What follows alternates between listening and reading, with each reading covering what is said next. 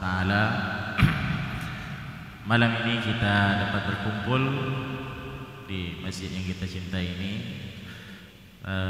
dalam rangka terus menuntut ilmu, mempelajari agama kita, yaitu agama Islam, ya, landasan-landasan yang harus kita pegang, khususnya kita orang yang mengaku Muslim. Oleh karena itu malam ini kita datangkan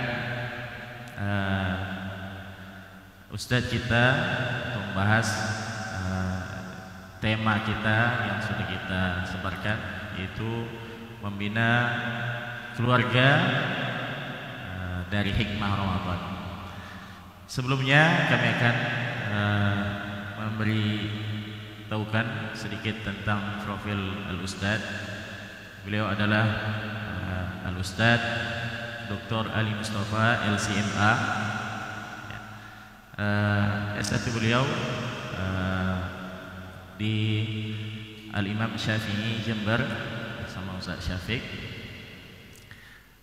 Kemudian S2 dan S3-nya diambil di Pekanbaru. Kemudian beliau aktif sebagai dosen dan ketua prodi jurusan hukum keluarga di STAI Al-Imam Syafi'i Pekanbaru. Beliau kelahiran Pariaman. Nanti mungkin kita bisa kenalan karena beliau perdana di masjid kita. Tanpa memperpanjang kata, kita persilahkan kepada Al-Ustadz. Mudah-mudahan kita dapat mengambil pelajaran dari Al-Ustadz tentang bagaimana kita menyikapi, kemudian mempersiapkan diri kita untuk menyambut bulan Ramadan. Mungkin itu saja dari kami. Aku ma tasma'un. Wassalamualaikum warahmatullahi wabarakatuh. Pada Ustaz. Assalamualaikum warahmatullahi wabarakatuh.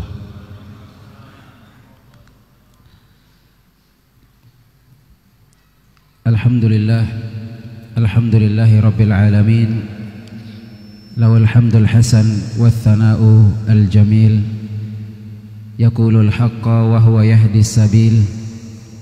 Thumma nusalli wa nusallim ala nabiyil amin wa ala alihi wa ashabihi wa ummahatil mu'minin wa man tabi'ahum bi ihsanin ila yaumiddin wa sallama tasliman katsira. Alhamdulillah, segala puji bagi Allah Rabbul Izzati wal Jalalah. Berkat rahmat, taufik dan hidayah dari Allah Subhanahu wa ta'ala, kita bisa hadir, kita bisa bersua, bertatap muka, menegakkan ubudiyah kepada Allah Azza wa Jal, melaksanakan salat maghrib berjamaah, dan dilanjutkan dengan sedikit kita mudzakarah, membahas ilmu, saling bertanasuh, saling bertawasi bil haqqi wa tawasi bis sabr. Allah Subhanahu wa ta'ala mengatakan, wa dzakir fa inna dzikra tanfa'ul mu'minin.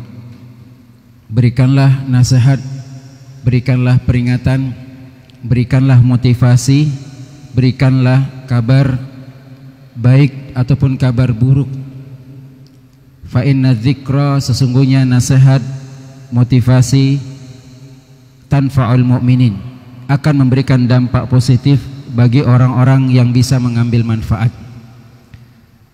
Nabi SAW mengatakan, di antara hak muslim kepada muslim yang lainnya, wa idzastansahaka fansahhu, apabila engkau diminta untuk memberikan nasihat, maka di sini hak muslim kepada muslim yang lain adalah berikan nasihat.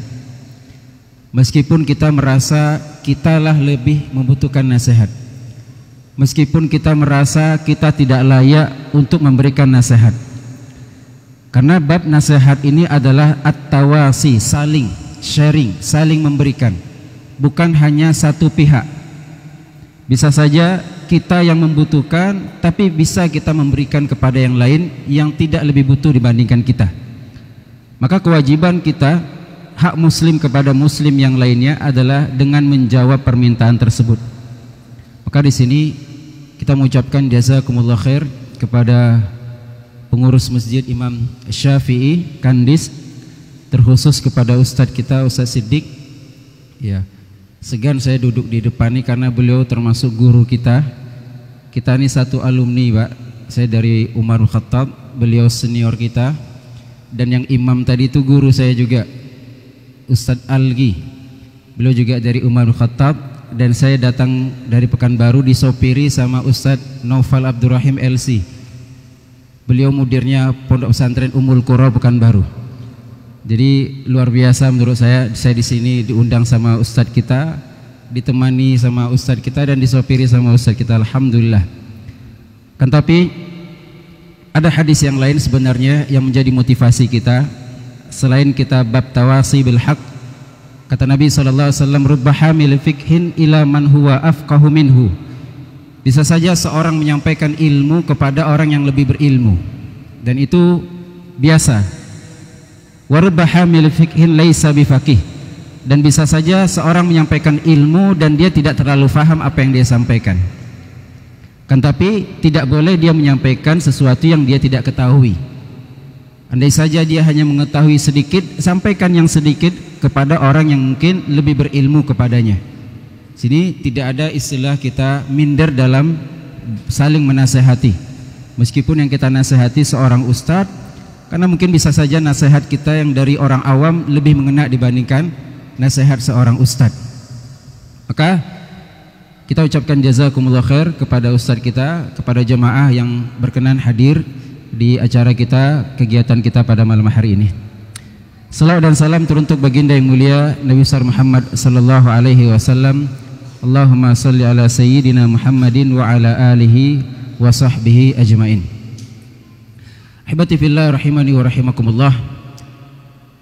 Tema yang diberikan adalah bagaimana membina keluarga, mempersiapkan rumah tangga kita untuk menyambut tamu yang mulia, menyambut tamu yang agung, yang itu menjadi cita-cita setiap insan, muslimnya ataupun kafirnya, karena semuanya mendapatkan dampak positif daripada momentum yang sakral tersebut, yaitu bulan Ramadan. Hibati fillah rahimakumullah. Di detik-detik sebelum Ramadan berlalu, di tahun yang lalu, mungkin kita pernah mengingat di momen 10 terakhir kita ingin berpisah dengan bulan Ramadan.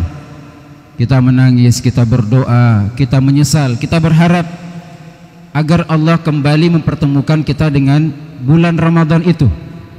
Karena masih banyak amalan yang belum kita kerjakan, masih banyak ibadah yang masih kita lalaikan, masih banyak maksiat yang masih kita kerjakan. Ternyata tidak ada perubahan sampai berlalunya bulan Ramadan tersebut, dan kita pun menyesal. Maka ahibati fillah rahimakumullah, kembali kita ingat, kembali kita flashback. Apakah kita akan kembali mengucapkan penyesalan tahun lalu, kembali kita ucapkan di tahun ini atau tidak? Apakah kesalahan, kealpaan kita di tahun yang lalu kembali kita ulang di tahun ini atau tidak? Atau tidak ada rubahnya, tidak ada ubahnya, setiap Ramadan kita ulang lagi penyesalan yang sama? Maka seorang mukmin sejati adalah orang yang bisa belajar daripada pengalaman, tidak jatuh dalam lubang yang sama 2 kali. Hari ini lebih baik daripada hari yang kemarin. Itulah hari muslim yang sejati. Maka ihbati fillah rahimakumullah, di antara cara kita mengupgrade, memperbaiki diri kita adalah dengan belajar. Maka di sini kita belajar bersama, sama-sama kita menuntut ilmu, dan sama-sama kita mengamalkan, dan serta sama-sama kita saling menasehati agar sekiranya surga itu membutuhkan teman. Kita hidup membutuhkan partner. Allah Subhanahu wa taala tidak perintahkan kita untuk ibadah sendiri. Allah tidak perintahkan kita untuk kerjakan sendiri. Tapi Allah perintahkan kita untuk tolong menolong dalam mengerjakan kebaikan. Tidak bisa sendiri. Wa ta'awanu 'alal birri wat taqwa. Tolong menolonglah kalian di atas birri kebaikan dan ketakwaan. Butuh teman, butuh partner. Dan teman terdekat kita yang bisa kita ajak bekerja sama adalah istri kita, adalah suami kita, adalah anak-anak kita. Itulah teman kita yang senantiasa kita bersama mereka. Baikkan ahibati fillah rahimakumullah. Jika ada sebagian kaum muslimin yang fokus kepada teman yang berada di luar rumah, peduli dengan teman yang berada di luar rumah, tapi dia telantarkan teman sejatinya di dalam rumah. Dia telantarkan istrinya, dia telantarkan anak-anaknya, padahal itu menjadi kewajiban. Adapun teman di luar bukan kewajiban dan bukan tanggung jawabnya. Kata Allah, ya ayyuhalladzina amanu qu anfusakum. Wahai orang-orang beriman, jaga dirimu. Wahai para suami, bentengi dirimu. Wahai para ayah, bentengi dirimu. Wa ahlikum, dan bentengi istrimu, bentengi anak-anakmu. Dari apa? Naro, daripada ancaman neraka. Keluarga kita lah yang paling wajib kita jaga. Anak istri kita lah yang wajib untuk kita selamatkan. Tentunya kita sudah memastikan bahwasanya kita pun juga selamat. Karena konsep keselamatan adalah pastikan kita selamat, baru kita bisa menyelamatkan orang lain. Makanya Allah awali, jagalah dirimu, bentengi dirimu, pastikan engkau baik, baru kita ajak anak keturunan kita, baru kita ajak pasangan kita. Bagaimana mungkin seorang ayah merintahkan anaknya sholat, dia tidak sholat? Bagaimana mungkin seorang ibu perintahkan anaknya berhijab, dia tidak pakai jilbab? Kita sekolahkan anak kita pun di sekolah yang mahal, ternyata pulang sekolah kita yang merusaknya. Ustadznya sudah didik dengan baik, ya, sudah diajarkan tata cara sholat, sudah diajarkan bagaimana berbakti pada orang tua, tapi ternyata yang pertama kali merusak anak kita. Makanya di sini bulan Ramadan ahibati fillah rahimakumullah adalah bulan memang momen kita mendidik anak kita. Kita lihat ahibati fillah rahimakumullah, bulan Ramadan anak-anak pada liburan, mereka di rumah. Mari kita lihat apakah kita bisa bangunkan mereka sahur atau tidak. Apakah bisa kita bangunkan mereka sholat subuh atau tidak. Dan ternyata selama ini anak kita di pondok pesantren mereka sholat berjamaah. Bagaimana luar biasa guru kita. Ternyata kita 1 hari 2 hari sudah mengeluh.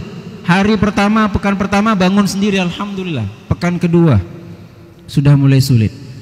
Pekan ketiga sudah tidak lagi ke masjid. Pekan berikutnya sudah kumpul dengan teman-teman yang bukan anak pesantren atau teman-teman yang tidak baik. Itu bukan lagi tugas seorang guru, bukan lagi tugas pondok pesantren sekolah, tapi tugas seorang ayah. Dan ahibati fillah rahimakumullah,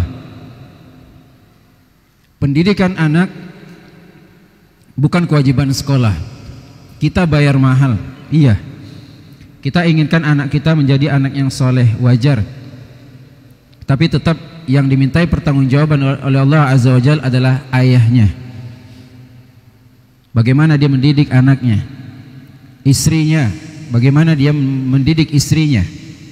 Jangan mentang-mentang kita sudah bayar mahal kemudian kita lepas tanggung jawab, tidak. Meskipun guru juga akan ditanya, karena anak-anak kaum muslimin yang berada di bawah naungannya adalah amanah, dan dia akan dimintai pertanggungjawaban atas amanah tersebut. Sebagian kaum muslimin rahimati fillah rahimakumullah bersemangat mengajak anak-anak ke masjid. Alhamdulillah, ini suatu kebaikan. Tapi setelah di masjid mungkin dibiarkan. Ya, kita bicara yang bukan baru, Pak. Alhamdulillah bapak-bapak semangat ke masjid. Alhamdulillah bawa Quran masing-masing. Bahkan ada yang mau iktikaf, ada yang bawa ya sajadah sandar itu. Ternyata di momennya tidak baik karena ada sebagian anak-anak kaum muslimin yang lari-lari. Ketika kita tanya, ayahnya tidak ada rupanya. Ayahnya tidak ke masjid. Ya. Atau mungkin alhamdulillah ayahnya ada, tapi khusyuk baca Quran di depan. Baca Quran menangis, ayah alhamdulillah luar biasa, tapi anaknya orang yang dibuat nangis. Ya. Pengurus masjid yang dibuatnya nangis gara anak kita. Ini juga bukti kegagalan kita. Maka ihbati fillah rahimakumullah, butuhnya kita persiapan yang matang menyambut tamu yang mulia tersebut. Kenapa kita butuh persiapan? Pertama, karena kita mengetahui siapa yang akan datang. Ya, siapa yang akan datang tentu kita prepare, kita persiapan. Kemudian, kenapa kita sudah tahu kita siapa yang datang? Kenapa kita butuh persiapan? Karena ada manfaat yang kita ambil daripada kedatangannya. Datang, kalau kan di sini apa namanya? Kabupaten apa ini, Pak? Siak, berarti bupati. Ya. Andai kata bupati datang ke masjid kita ini, maka kita akan buat panitia khusus penyambutan. Kita akan buat sambutan yang luar biasa. Kenapa? Ada manfaat mungkin yang kita dapatkan. Mungkinkah adakah donasi kah, atau mungkin jalan kita di aspal, atau ada manfaat yang akan kita rasakan. Itu kapan? Kalau penyambutannya luar biasa, sesuai dengan SOP-nya. Dan kenapa kita juga harus persiapan? Di antaranya adalah dampak negatif ketika kita gagal dalam menyambutnya. Ternyata gagal kita sambut bupati kita, gubernur kita, presiden kita. Ketika beliau datang di sini tidak ada jemaahnya. Ketika beliau datang di sini tidak ada sambutannya, maka proposal kita akan ditolak. Bukan hanya ditolak, apapun yang kita ajukan untuk kedepannya Imam Syafi'i coret. Dampak negatif ketika tamu tersebut tidak kita muliakan. Itulah bulan Ramadan. Bulan Ramadan adalah bulan yang ingin dan semua orang ingin berjumpa dengannya. Banyak daripada kaum muslimin yang bercita-cita ingin berjumpa dengan bulan Ramadan, akan tapi Allah tidak kabulkan. Allah panggil. Bahkan mungkin kita lihat mereka lebih baik daripada kita, ibadahnya lebih luar biasa. Tapi ahibati fillah rahimakumullah, kita bisa mengalahi ibadah mereka kalau kita berjumpa dengan bulan Ramadan. Mereka stuck ketika mereka sudah wafat selesai, walaupun Ramadan di hadapan mata mereka.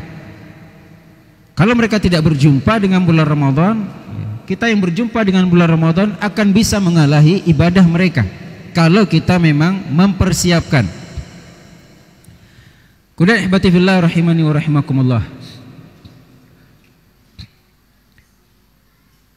ketika ada pertandingan, turnamen kah, futsal, voli, bola, ketika ada pengumuman akan ada pertandingan antar, kalau di sini apa poli, yang antar desa ada di sini, antar desa, antar kampung, voli kah, futsal kah, atau kalau di Taluk Kuantan, Pak Ustaz Sidik, pacu jalur itu antar kampung ya. Antar kampung itu jauh-jauh hari mereka sudah latihan. Nanti tiap sore ada aja nanti latihan. Padahal acaranya tahun depan, kegiatannya lama lagi. Tapi tiap sore mereka latihan atau sekali sepekan. Sama juga yang main bola. Yang main bola, yang menang, yang kita idolakan itu bukan anak kemarin sore sekarang bertanding langsung bertanding. Enggak. Mereka habiskan puluhan jam. Mereka habiskan ratusan jam untuk latihan yang tidak diliput oleh kamera. Itu pun sudah latihan tiap hari, tiap sore belum tentu menang. Kita supporter kan tidak mau tahu tuh. Pokoknya kalau kalah udah kita benci, kita lempari. Padahal mereka sudah habiskan ratusan jam untuk latihan. Sudah mereka luar biasa. Apakah mungkin ahibati fillah rahimakumullah, andai kata ketika pertandingan kurang satu orang, sakitkah, kemudian kita ambil dari penonton, random kita ambil, kita acak untuk menjadi pemain, sulit kita untuk bisa menang. Dia tidak ada pemanasannya, dia tidak ada latihannya, tidak ada, dan bukan skillnya di sana. Apakah mungkin ketika bertanding dia akan menang? Tidak akan mungkin. Itulah gambaran orang yang ingin ibadah full di bulan Ramadan tanpa persiapan. Dia tidak ada latihan dari sekarang untuk ke masjid. Dia tidak ada latihan sekarang untuk bangunkan anaknya. Dia tidak ada latihan dari sekarang untuk berpuasa. Lihat Nabi SAW, beliau dikatakan oleh ibunda kita Aisyah radhiyallahu taala anha memperbanyak puasa pada bulan Sya'ban. Beliau tidak pernah puasa satu bulan full 29 atau 30 hari kecuali di bulan Ramadan. Tapi Nabi SAW memperbanyak puasa di bulan Sya'ban. Ketika ditanya kenapa Rasul SAW berpuasa, beliau mengatakan dzaka syahr yakfulu anhan nas. Itu adalah bulan di mana banyak manusia yang lalai, terlena baina Rajab wa Ramadan. Antara bulan Rajab dan bulan Ramadan itu bulan Sya'ban. Dan Nabi SAW juga mengatakan itulah bulan turfa'ul a'mal ila rabbil alamin. Amalan manusia dilaporkan kepada Allah. Apa saja yang sudah kita kerjakan di tahun itu dilaporkan kepada Allah. Wa uhibbu an yurfa'a amali wa ana sha'im. Dan aku ingin ketika amalanku dilaporkan kepada Allah, aku dalam kondisi berpuasa. Maka Nabi SAW sudah mulai latihan, sudah mulai start, sudah mulai membiasakan dirinya untuk berpuasa pada bulan Sya'ban tersebut. Nah, kita lihat ihbati fillah rahimakumullah, apa sudah yang kita mulai. Sebagian para ulama di bulan Rajab mereka sudah tutup toko mereka sebagai bentuk latihan mereka nanti jangan pusing ketika Ramadan tidak ada pembeli. Kadang sebagian kita ya justru malah bulan Ramadan dia jualan. Alhamdulillah. Justru di bulan Ramadan dia lebih aktif. Padahal para ulama dia tinggalkan dunia mereka demi mengejar satu bulan ini yang tidak ada di bulan yang lainnya. Andai kata dari 11 bulan yang ada kita beribadah, beda pahalanya dengan satu bulan ini. Tapi ternyata kita memanfaatkan momen ini untuk mengejar dunia, dan itu memang ujian yang luar biasa. Ihbati fillah rahimakumullah. Bukan berarti tidak boleh kita jualan, bukan berarti tidak boleh kita usaha, tapi jangan sampai kita tinggalkan momen tersebut meskipun kita tidak bersama. Ini mohon maaf, mungkin kita ketinggalan sholat tarawih di masjid karena ada kegiatan kita, nafkah kita yang wajib. Sholat tarawih hukumnya sunnah, tapi ada nafkah kita yang wajib yang harus kita kerjakan. Maka kita tidak bisa sholat tarawih di berjamaah di masjid, maka jangan tinggalkan sholat tarawih. Kita bisa kerjakan di rumah, kita bisa kerjakan dengan teman-teman kita, atau bisa kita kerjakan dengan istri dan anak kita di rumah. Artinya adalah jangan sampai kita tinggalkan hanya karena perkara dunia. Hibati fillah rahimani wa rahimakumullah. Sebagian ulama mengatakan syahrul Sya'ban syahrul qurra. Bulan Sya'ban adalah bulan ahli Al-Quran. Kita yang ingin mengkhatamkan Al-Quran, saya ingin khatam satu kali dalam satu bulan. Apa schedule yang sudah kita atur? Berapa kali baca, berapa halaman, berapa kali sehari, berapa kali, sudah harus ditentukan dari sekarang. Sudah dibuat schedule-nya dari sekarang, dan mulai kita latihan. Mulai kita baca sedikit demi sedikit. Kita juga ihbati fillah rahimakumullah yang ingin bersedekah, latih dari sekarang untuk tidak menolak sedekah yang ada. Jalan lewat di hadapan kita kota infak, alhamdulillah, tidak perlu saya mencari-cari lagi kemana saya bersedekah. Allah kirimkan kota ini ke saya. Nabi SAW tidak pernah menolak la yaruddu yadasail, tidak pernah menolak siapapun yang meminta. Tidak pernah menolak. Apakah mintanya maksa atau memelas? Apakah setelah diberikan dia berterima kasih ataupun tidak? Karena ini adalah momen kita berbuat kebaikan tanpa ada usaha yang kita kerahkan. Ditambah ihbati fillah rahimakumullah, dengan ada mobile banking ada di handphone kita semua bisa bersedekah tanpa diketahui siapapun. Masuk gaji kita langsung transfer. Ada nanti info-info galang donasi, alhamdulillah langsung transfer tanpa diketahui siapapun, tanpa perlu minta izin kepada siapapun. Nabi SAW kana ajwadan nas. Kata ibunda kita Aisyah, Nabi adalah manusia yang paling dermawan. Nabi tidak kaya, tapi ketika ada yang minta, Nabi tidak menolak. Bahkan Nabi SAW memotivasi kita agar tidak menolak adalah ittaqin nara walau bisyikki tamrah. Berikanlah, bentengilah dirimu dari api neraka meskipun dengan setengah butir kurma. Bagi takjil. Ketika itu mungkin kurmanya mentok sampai di kita, habis ke teman sebelah tidak dapat, bagi potong 2. Ya, ittaqin nar walau bisyikki tamrah. Ya, kadang kita begitu pula minum, mungkin tidak sampai minum ke sebelah. Ya, belum lagi kita berbicara pahala memberikan perbukaan puasa kepada orang yang berpuasa. Siapapun insya Allah dapat andil, meskipun mohon maaf yang hanya membagikan seperti ini. Karena dia bisa minum ini karena oporan dari kita.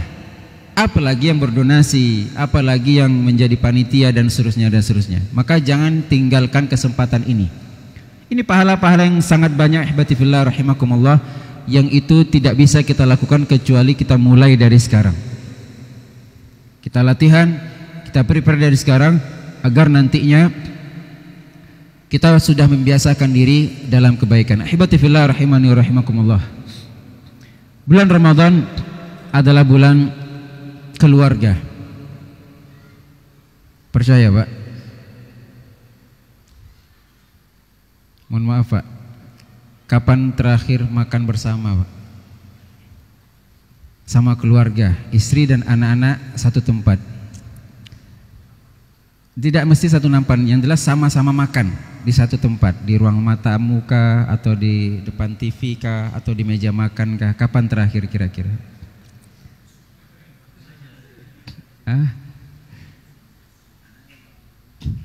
Bapak di tempat kerja, istri habis masak dia makan, anak belum pulang. Begitu pula sarapan pagi mungkin kita makannya di kantor atau dibekalin aja. Tapi lihat bulan Ramadan, sahur kita bersama, buka puasa kita juga bareng.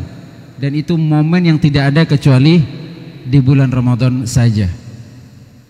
Adapun hari biasa mungkin ada sebagian kaum muslimin, tapi itu sudah mulai pudar. Sudah mulai, ya siapa yang sudah lapar makan aja. Makan aja dulu, nanti ayah makan.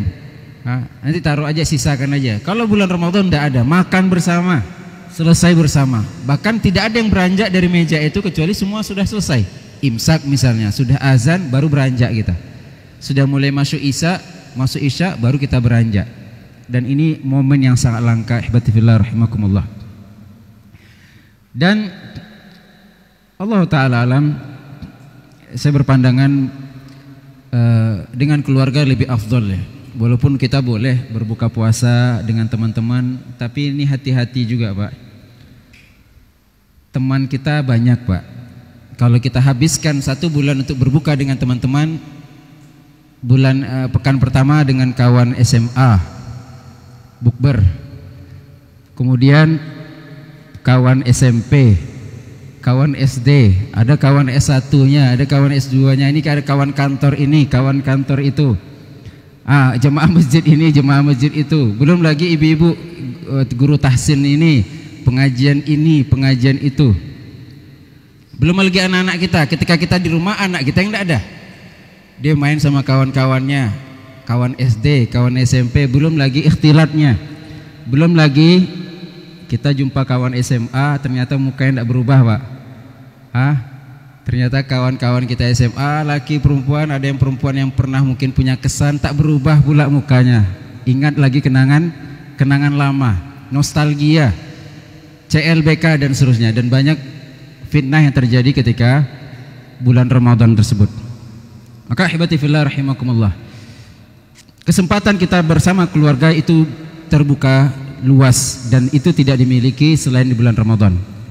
Sebagaimana juga kesempatan kita untuk dan godaan melakukan maksiat di bulan Ramadan juga terbuka luas, yang mana kesempatan itu tidak ada di luar Ramadan. Coba Pak, ada enggak pernah kita bikin bukber itu di bulan Sya'ban? Siapa yang mau datang? Kita bikinlah bukber itu di bulan Syawal juga enggak ada. Tapi kalau bulan Ramadan semua datang. Ya. Ketika Ramadan, anak-anak kita yang perempuan di luar Ramadan enggak pernah ke masjid. Anak gadis kita itu hari-hari biasa enggak pernah ke masjid, tapi Ramadan semua berangkat. Pakai mukenanya. Habis itu kenapa? Habis itu kemana? Ngumpul-ngumpul, main-main di jalan. Maka kita katakan ke anak-anak gadis kita, kau kalau mau sholat, kalau enggak pulang, sholat di rumah. Perempuan itu sholatnya di rumah. Kalau ternyata sholatmu di masjid menimbulkan fitnah, jangan ke masjid. Nih ngumpul-ngumpul, main mercon, apa bahasa kita ya? Asbuh. Namanya sudah asbuh. Ini bulan Ramadan nih, asmara subuh. Ini bulan Ramadan bikin asmara subuh. Tadi pagi baru sahur, tadi pagi baru niat berpuasa, sudah diisi dengan maksiat. Lagi kita di Pekanbaru kadang balap-balapan mereka. Ya cewek cowok masih pakai mukena, yang cowoknya masih pakai sarung, tapi sambil merokok juga sebagian. Dan itu hanya ada di bulan Ramadan, dan sebagian orang tua itu mereka membiarkan anak gadisnya keluar karena Ramadan. Belum lagi ahbati fillah rahimakumullah, ada lagi istilahnya sebelum berbuka itu apa namanya? Apa ibu-ibu? Ngabuburit, paham ibu-ibu? Ngabuburit. Jalan-jalan, nyari-nyari takjil, ya alhamdulillah. Tapi ternyata kebanyakan juga kita sudah nahan nih dari pagi sampai sore, detik-detik azan maghrib kita isi dengan maksiat. Ngabuburit apa isinya? Ya kadang ya sama juga, trek-trekan juga anak-anak gadis kita, anak-anak bujang kita, pacaran mereka, terbuka auratnya, nyanyi-nyanyi dan seterusnya. Padahal seharian penuh kita sudah menahan hawa nafsu, karena puasa itu bukan hanya sekedar tidak makan dan tidak minum ya.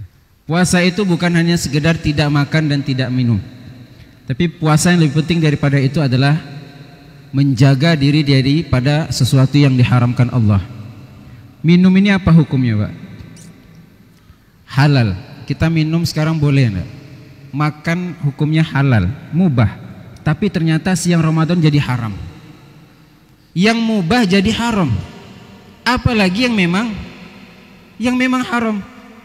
Di luar Ramadan haram, maka di dalam Ramadan lebih parah lagi haramnya. Itulah bukti ketakwaan kita kepada Allah. Makanya puasa ini tidak ada yang tahu. Yang tahu hanya kita dan Allah. Kita mau puasa atau enggak orang enggak tahu, istri kita pun enggak tahu. Di kantor kita ternyata sudah minum, pulang-pulang sok-sok sakit, sok-sok lemas-lemas. Capek abang kerja dek, tapi bibir abang segar nampak ya. Istri kita juga sama, capek dia kerja padahal ada cabai di giginya misalnya, dicicipinnya makanannya, enggak ada yang tahu. Maka itulah hakikat la'allakum tattaqun kata Allah. Ketakwaan itu memang urusan kita kepada Allah Subhanahu wa taala. Kata Nabi, at-taqwa hahuna. Takwa itu dari hati, yang mana menimbulkan amalan dan perbuatan. Kemudian ihbati fillah rahimakumullah, ada lagi bukbernya. Tidak masalah kalau kita buka puasa bersama dengan teman-teman ya, tapi jangan sering-sering. Tapi perhatikan juga waktu sholat. Sebagian anak-anak kita, dan ini tanggung jawab kita sebagai orang tua, ketika anak-anak kita mengadakan buka puasa bersama di tempat-tempat yang tidak ada musholanya, di bookingnya kafe kah atau rumah makan yang tidak ada musholanya, akhirnya apa? Ya lewat, maghribnya lewat, isyaknya juga lewat. Karena kalau isyak kan tidak mungkin bubar, karena sudah lama tidak jumpa, sudah bertahun-tahun, masa pulang langsung. Nah nongkronglah dulu di sini. Nah, setelah itu isyaknya lewat, tarawihnya juga lewat. Pembahasannya pun juga tidak baik. Apa pembahasannya? Ya, yang punya iPhone dibalikkan iPhone-nya dulu. HP-nya iPhone kalau gini kan tidak nampak iPhone-nya, dibalikkan kameranya biar nampak 3 kameranya. Yang punya kunci mobil, taruh depan kunci mobilnya. Pamer pencapaian, ceritanya sudah mulai tinggi, merendahkan yang lain atau menggibah yang tidak hadir. Ya, itu resiko kalau tidak hadir. Maka sebagian teman-teman itu mereka harus hadir ketika bukber, kalau tidak ajang omongan ketika bukber tersebut. Ghibah, Ternyata kita bukan hanya makan buka puasa, ternyata kita juga makan bangkai saudara kita. Kemudian ahibati fillah rahimakumullah, yang perlu kita perhatikan juga ketika salat tarawihnya, anak-anak kita silakan mereka berangkat salat tarawih, pastikan mereka melaksanakan salat. Salat tarawih hukumnya sunnah, mengganggu orang hukumnya haram. Salat tarawih hukumnya sunnah, mengganggu orang hukumnya haram. Kalau anak kita tidak bisa kita jamin mereka tidak mengganggu orang lain, maka silakan. Maka kita termasuk kita perintahkan, kita anjurkan orang tua untuk bawa anaknya di sebelahnya. Bawa anaknya di sebelahnya sholat. Karena kalau tidak, jangan salahkan pengurus masjid untuk mengambil tindakan tegas. Memang itu anak bapak di rumah. Kalau sekarang urusan kami di masjid. Kalau bapak tidak ingin kami urus anak bapak, silakan bapak urus sendiri. Kalau tidak, kami menjaga maslahat yang lebih besar, yaitu keamanan masjid ini. Dan ini mungkin perlu PR kita bersama. Jangan sampai ibadah yang kita lakukan menyebabkan orang lain tidak nyaman, orang lain terganggu, dan itu berdosa, sia-sia. Ya. Anak tidak berdosa, ihbati fillah rahimakumullah. Anak-anak tidak berdosa. Mereka main-main, memang mereka main-main. Kalau ada anak-anak dengar ceramah serius, dia khawatir juga kita, Pak. Apalagi saya Pekanbaru sering membahas tentang keluarga. Karena saya kebetulan jurusan saya hukum keluarga dari S1 sampai S3, dan diamanahi juga untuk mengajar hukum keluarga. Di kemana-mana saya bahas tentang keluarga. Ada anak-anak serius didengarkan saya tuh khawatir saya tuh. Bahkan pernah ada di ngisi di markas saya, ada pertanyaan, "Ustaz, bolehkah menikah dengan wanita umur 16 tahun?" Nah, ini dampak ceramah saya kayak ini. Kita katakan boleh. Ada umur 16 tahun mau menikah, boleh kan Pak? Boleh. Saya jawab, tanya orang tuanya. Kalau orang tuanya mengizinkan, alhamdulillah. Tapi dari segi syariat, insya Allah tidak ada masalah. Maka ahibati fillah rahimakumullah, pembahasan berikutnya yaitu tentang setelah kita salat tarawih. Ada lagi momen ketika salat tarawih itu apa namanya Pak? Ngaji itu tadarus. Anak kita tuh tidak pernah pegang Quran ya. Cuman karena tadarus dia di masjid, rame-rame campur baur, semangat dia baca Quran, semangat dia ke masjid, tidak pulang-pulang sampai jam 11. Alhamdulillah, itu suatu kebaikan anak kita ke masjid baca Quran. Tapi juga dilihat tadarus, silakan ya, kalau perlu nanti disiapkan ustaz sama Ustaz Siddiq. Saya belajar Al-Quran tuh sama beliau. Karena saya pertama kali masuk Umar Khattab tuh, masih ingat mungkin Ustaz, beliau yang nyambut saya. Beliau mengarahkan saya di mana kamarnya, dan beliau jadi ketua halakoh saya. Ya, setoran saya sama beliau. Nanti setelah tarawih, nanti setoran kita sama Ustaz, atau belajar tahsin kita sama Ustaz. Disiapkan momennya. Kadang mungkin sebagian kaum muslimin yang tadarus itu tidak ada yang mantau. Bacaannya tidak ada yang mantau, Pak. Kadang sakit telinga kita dengarnya, Pak. Kalau ada ustaznya tidak ada masalah. Ada ustaznya di sana memperbaiki bacaan yang ada. Ya, jadi juga usulan kepada kaum muslimin, silakan mengadakan tadarus, perhatikan satu waktunya. Jangan sampai mengambil waktu istirahat kaum muslimin. Jangan sampai mengganggu orang tidur. Tidur pun juga hak kaum muslimin. 2, perhatikan jangan sampai ikhtilat, laki perempuan campur baur. Kemudian perhatikan, yang paling penting adalah perhatikan bacaan. Jangan asal baca saja kemudian gilirkan ke yang lainnya. Harus ada ustadznya di sana. Harus ada yang membetulkan bacaannya. Sehingga Ramadan kita penuh hikmah. Kalau ada nanti perlu ustadznya juga membahas apa ayat yang dibaca tadi. Karena bulan Ramadan itu bulan Al-Quran. Nabi SAW kana ajwadun nas hina yalqahu Jibril kulla laylatin. Nabi SAW ketika bulan Ramadan, malaikat Jibril datang kepada Nabi SAW, yudarisuhul Quran. Malaikat Jibril mengajarkan Nabi Al-Quranul Karim. Kapan? Di bulan Ramadan. Dan di akhir tahun Nabi SAW wafat, beliau mengkhatamkan Al-Quran 2 kali. Maka harus ada musyafahah, harus ada talaki kita dengan guru kita, sehingga tidak berjalan begitu saja. Barakallahu fikum. Sudah azan? 2 menit lagi. 6. Kemudian ihbati fillah rahimakumullah. Momen yang perlu kita perhatikan juga setelah tarawih apa? Kebanyakan anak-anak kita begadang, Pak. Khususnya laki-laki. Jadi saya minta tolong kepada Bapak Ibu semuanya, tolong Ramadan kali ini berbeda. Agak tegas kita kepada anak-anak kita. Pulang tarawih pulang. Jangan main-main lagi, jangan mabar-mabar lagi, jangan nongkrong sana sini lagi. Pantau betul kegiatan mereka, Pak. Inilah kesempatan kita untuk berbuat baik kepada mereka. Karena kalau hari biasa mereka di sekolah, ustadznya dapat pahala, ustadznya ngajak sholat. Inilah kesempatan kita sebagai orang tua, ajak mereka sholat, ajak mereka ke masjid, didik mereka, jaga mereka dari api neraka. Kalau memang kita bertanggung jawab sebagai orang tua. Azan. Nah, barakallahu fikum. Kita selesai, Ustaz. Sambung setelah azan. Nah, kita sambung setelah azan dengan pertanyaan. Barakallahu fikum. Alhamdulillah, salatu wassalamu ala rasulillah. Sebelum kita buka tanya jawab, silakan dipersiapkan tanya jawab dengan langsung atau dengan kertas. Ada pesan saya pribadi untuk ibu-ibu. Bulan Ramadan adalah bulan kesempatan besar untuk ibu-ibu menuai pahala yang besar. Ketika suami kita masih tidur, letih daripada bekerja, anak kita juga masih lelap, ibu-ibu sudah bangun sahur, jam 3, jam 4 sudah panaskan sayurnya, sudah masak nasinya.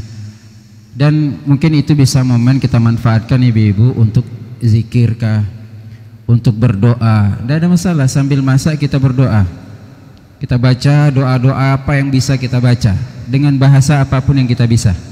Karena sepertiga malam itu waktu yang mustajab. Barang siapa yang mohon ampun akan aku ampuni, kata Allah. Man yas'aluni fa'utiyah, yang meminta akan diberikan. Man yastaghfirli fa'aghfirlah, yang minta ampun aku berikan ampun. Maka kita manfaatkan momen ketika Allah turun ke langit dunia. Yanzilu Rabbuna tabaraka wa ta'ala ila sama'id dunya fi thuluthil lailil akhir. Ketika sepertiga malam terakhir Allah turun ke langit dunia memberikan ijabah doa kepada orang-orang minta pada momen tersebut. Dan itu ada ketika waktu sahur. Kemudian kita bangunkan suami kita, bangunkan anak-anak kita, berpuasalah mereka karena kita. Maka insya Allah kita mendapatkan pahala. Mandalla ala khairin falahu mithlu ajri fa'ilihi. Barang siapa yang mengajak kepada kebaikan, orang mengamalkan kebaikan karena ajakan kita, maka dia akan mendapatkan pahala seperti orang mengamalkan tadi, min ghairi an yanqusa min ujurihim syai'a, tanpa mengurangi pahala mereka sedikit pun. Dan itu ada pada ibu-ibu. Kemudian juga kita persiapkan makan berbukanya. Mungkin hari biasa ibu lebih sering belanja, lebih instan, beli di kedai, beli nasi di kedai dan seterusnya, boleh saja. Tapi mungkin pahala mungkin didapatkan oleh orang yang masak tadi. Walaupun kita dengan kita memberikan juga dapat pahala. Tapi andai kata ibu-ibu yang masak sendiri, yang menyiapkan makan sendiri, maka ingat sabda Nabi SAW kepada orang yang memberikan perbukaan. Man fattara sha'iman, sama barang siapa yang memberikan perbukaan bagi orang berpuasa, dia juga akan mendapatkan pahala seperti pahala orang berpuasa. Kita hitung, ada suami, ada anak, maka setiap hari kita lakukan itu, kita dapat pahala. Meskipun nanti ada momen ibu-ibu tidak puasa, ada waktu-waktu kita nanti tidak boleh berpuasa ketika datang bulan, tapi ternyata kita juga dapat pahala puasa full karena kita memberikan makan orang berpuasa, yaitu suami kita, anak-anak kita. Kemudian juga kita didik putri-putri kita, kita belajar sabar, kita ajarkan mereka berhijab, hijab yang syar'i, kita ajarkan kelembutan kepada mereka. Inilah momen anak-anak kita di rumah. Kendalikan main handphone mereka, karena biarlah mereka menangis karena tidak main handphone, daripada kita yang menangis nanti ketika kita berbicara mereka tidak dengarkan. Maka usahakan bulan Ramadan kita mendekatkan diri kepada anak-anak kita. Semoga Allah berikan taufik agar Allah mudahkan kita untuk beribadah di bulan Ramadan bersama keluarga kita. Allah Subhanahu wa taala katakan jannatu adnin yadkhulunaha man salaha min abaihim wa azwajihim wa dzurriyyatihim. Jannatu adn, surga Aden, yang masuk kepada surga Aden tersebut adalah orang-orang yang baik. Begitu pula ayah-ayahnya, begitu pula istri-istrinya, begitu pula anak keturunannya. Jadi konsep keluarga itu bukan satu orang, tapi bersama. Bukan kita sebagai ayah yang baik, istri juga harus baik. Bukan kita orang tua saja yang baik, anak juga harus baik. Karena surga itu diperuntukkan untuk keluarga. Walladzina amanu wattaba'athum dzurriyyatuhum biiman wattaba'athum dzurriyyatuhum biiman alhaqna bihim dzurriyyatahum. Orang-orang beriman, orang-orang yang saleh, ayah ibu yang saleh salehah, kemudian diikuti oleh anak keturunan mereka dalam kesolehan, meskipun level anak tadi tidak sesoleh orang tua. Jangan khawatir Bapak Ibu, jangan kita merasa minder ketika melihat ibadah anak kita belum semaksimal kita. Jangan putus asa, terus berusaha. Dampaknya apa kata Allah? Alhaqna bihim dzurriyyatahum. Anaknya yang tidak selevel dengan dia tadi akan diangkat selevel dengan ayahnya. Bukan kita yang turun, tapi anak tadi yang diangkat. Itulah konsep keluarga yang benar, adalah bagaimana kita bisa berkumpul di dunia. Kita juga bercita-cita keluarga kecil kita ini juga kembali kita berkumpul di surga Allah Subhanahu wa taala. Allahu taala a'lam. Sallallahu ala nabiyina Muhammad wa ala alihi wa sahbihi ajmain. Silakan 7 menit untuk tanya jawab. Jika ada pertanyaan silakan.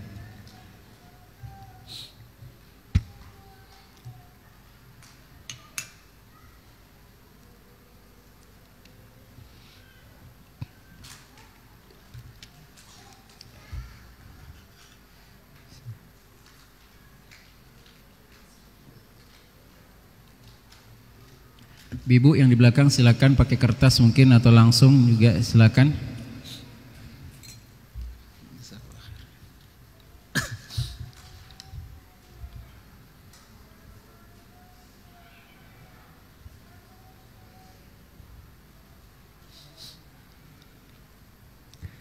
Izin tanya Ustaz, tolong jelaskan hadis tidak diterima puasa seseorang apabila dia tidak saling tegur sapa dengan saudaranya. Allah ta'ala alam, saya tidak tahu hadisnya Pak. InsyaAllah nanti di PR-kan, bantu nanti Ustaz Siddiq dicari Ustaz. Ya, semoga nanti di perjalanan saya dapat hadisnya atau Ustaz Siddiq nanti bantu jawab. Allah ta'ala alam.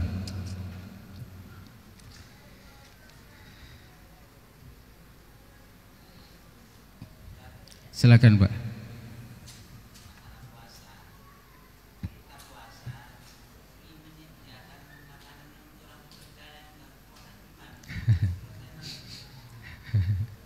Kenapa dia tidak puasa Pak?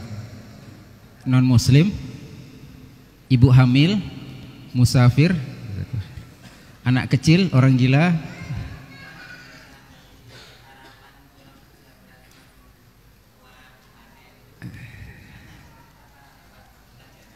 Terus kita ingin dapat pahala gitu Pak?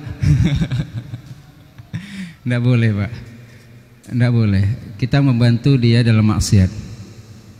Kenapa dia tidak puasa? Dia tidak berpuasa saya sudah dosa. Kita bantu dia untuk tidak berpuasa. Tidak boleh. Tolong menolong, kata Allah, wala ta'awanu 'alal itsmi wal 'udwan. Jangan tolong menolong dalam dosa dan dalam permusuhan. Tidak boleh. Allah Ta'ala. Bapak simpan aja makanan tadi untuk orang berbuka puasa Pak. Jangan kasih orang yang, kalau mereka tidak puasa itu urusan mereka. Andai kata karyawan kita tidak puasa dan kita sudah perintahkan mereka puasa, kemudian mereka makan sembunyi-sembunyi, itu urusan dia. Tapi jangan kita malah bantu ya. Ya Allah Ta'ala. Bagaimana jual makanan? Kita jual nasi misalnya kan, ternyata ya hukum asalnya jual beli makanan itu mubah, meskipun di bulan Ramadan. Karena tidak semua yang di bulan Ramadan itu wajib puasa.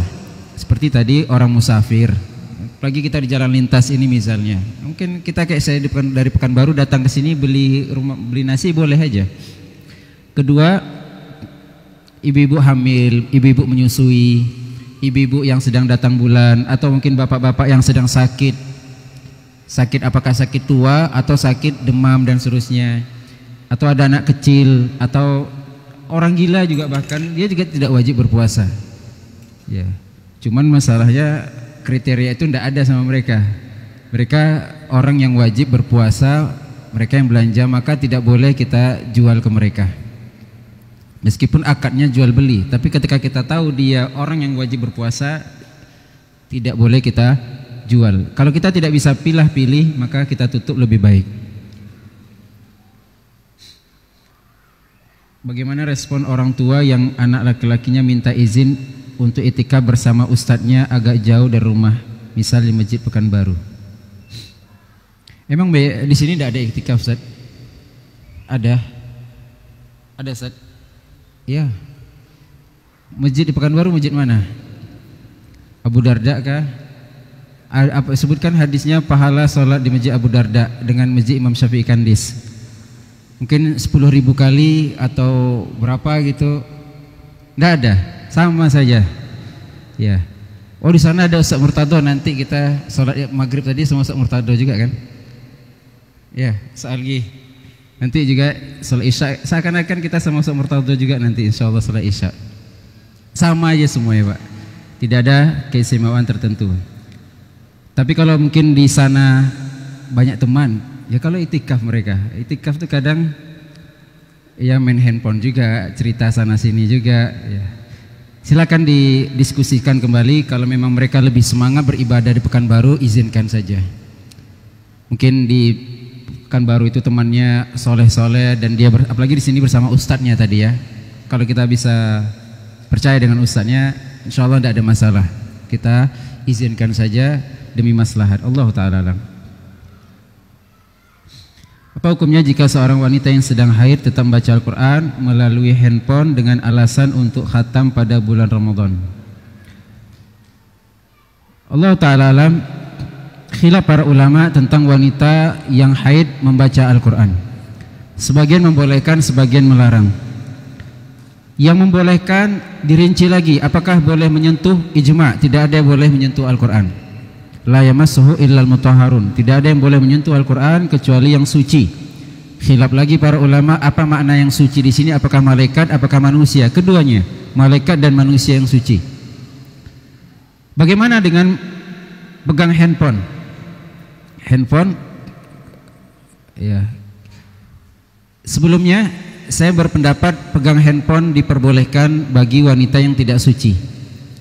Sebelumnya saya berpendapat seperti itu karena ada silikonnya, ada touchscreennya, ada anti goresnya. Artinya dia tidak bersentuhan langsung dengan mushafnya. Tapi setelah kita mendengarkan kajian dari Profesor Dr. Ibrahim Ar-Ruhaili, Syekh Ibrahim Ar-Ruhaili, beliau mengambil kesimpulan kalau andai kata barang itu bergerak ketika disentuh, maka sama dengan menyentuh. Barang itu, handphone itu bergerak ketika disentuh berarti sama dengan menyentuh. Dan handphone ketika kita sentuh dia bergerak, maka sama juga menyentuh mushaf. Kecuali PC komputer itu kan tidak bergerak. Tapi kalau ada komputer yang juga touchscreen juga tidak boleh. Ya maka tidak perlu disentuh. Ya mungkin kita letakkan, tidak perlu ada kontak fisik. Atau kita menggunakan alas. Ibu-ibu mungkin pakai sarung tangan atau pakai mukenanya, itu juga diperbolehkan. Kalau kita mengambil pendapat diperbolehkan membaca Al-Quran, dan saya berpendapat diperbolehkan wanita haid untuk membaca Al-Quran tanpa menyentuh mushaf. Allah Ta'ala a'lam.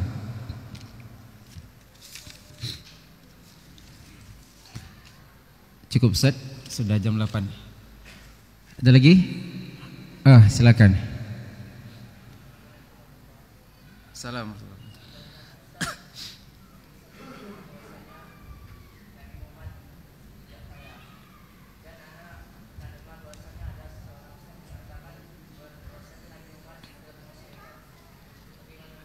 Bahwasanya Nabi kita